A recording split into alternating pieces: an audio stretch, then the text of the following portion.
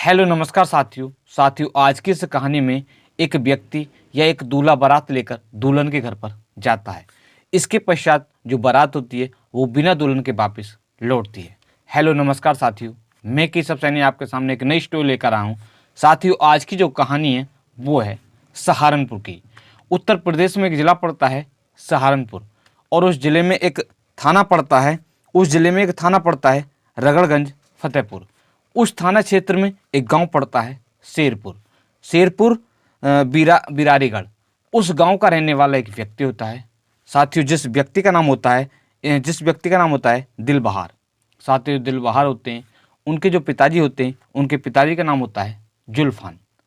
साथियों जो होते हैं दिलबहार होते हैं ये साथियों कुछ दिन पहले या कुछ सालों पहले वो बाहर काम करने के लिए केरल चले जाते हैं। साथियों केरल में वो फर्नीचर का काम करते हैं। यहाँ काम करते करते उनकी एक लड़की से मुलाकात होती है। साथियों जो लड़की होती है वो केरल में एक ज़िला पड़ता है अन्नाकुलम, उस ज़िले की रहने वाली होती है। साथियों उससे बातचीत होती है।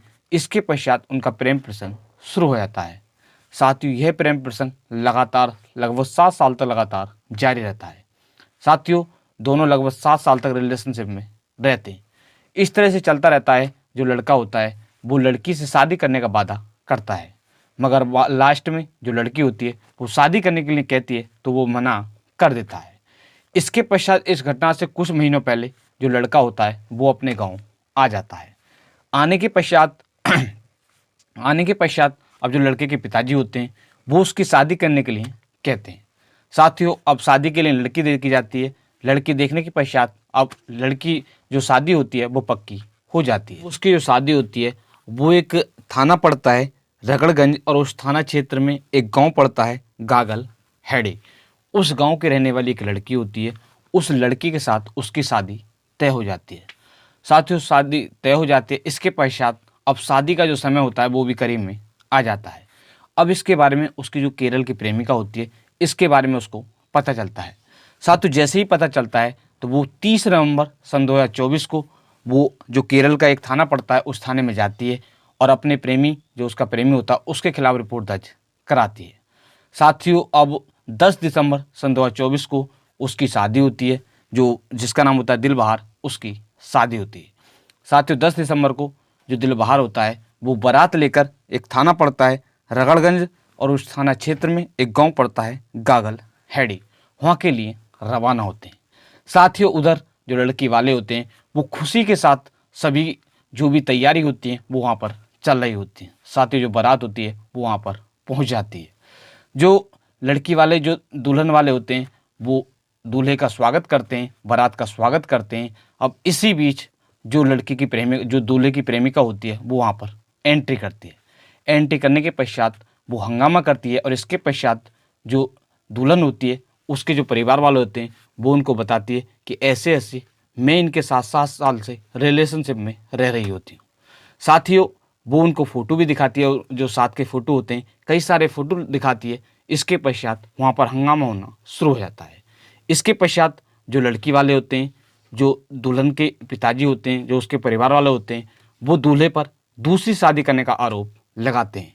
साथियों वो पैसों की मांग करने लगते हैं कि जो भी हमारा पैसा खर्च हुआ है उसके पैसों की मांग करने लगते हैं। काफ़ी हंगामा होता है। इसके पश्चात जो दुल्हन के परिवार वाले होते हैं वो पुलिस को फ़ोन करते हैं। इसके पश्चात जो पुलिस होती है वो वहाँ पर पहुँच जाती है। पहुँचने के पश्चात जो पुलिस होती है जो भी हंगामा हो रहा होता है उसको शांत करती है। इसके पश्चात जो लड़के के पिताजी होते हैं जिसका नाम होता है जुल्फान, और जो लड़का होता है दिलबहार, उसको गिरफ्तार कर लेते हैं। इसके पश्चात जो बारात होती है वो बिना दुल्हन के वापस लौट जाती है, और जो लड़के की प्रेमिका होती है वो बताती है कि ऐसे ऐसे इन्होंने मुझसे शादी का वादा किया था, मगर मैंने जब शादी के लिए इनसे कहा तो इन्होंने मना कर दिया। इसलिए मैंने 30 नवंबर सन 2024 को जब मुझे पता चला कि इनके ऐसे वहाँ से शादी होने वाली है तो मैंने जो केरल का एक थाना पड़ता है उस थाने में गई थी और वहाँ पर रिपोर्ट दर्ज कराई थी। मुझे इस हक की लड़ाई लड़नी है, और मुझे जो ये लड़का है इसको सज़ा दिलानी है। एसपी सिटी अभिमन्यु मांगलिंग ने बताया है कि तहरीर मिलने के बाद आगे की जो कार्रवाई है वो की जाएगी। दोस्तों आज की जो कहानी है, इस कहानी को सुनाने का उद्देश्य किसी भी व्यक्ति को परेशान करना नहीं है। सिर्फ आपको जागरूक करना है कि आज हमारे समाज में जो लोग हैं वो किस तरह की हरकत कर रहे हैं।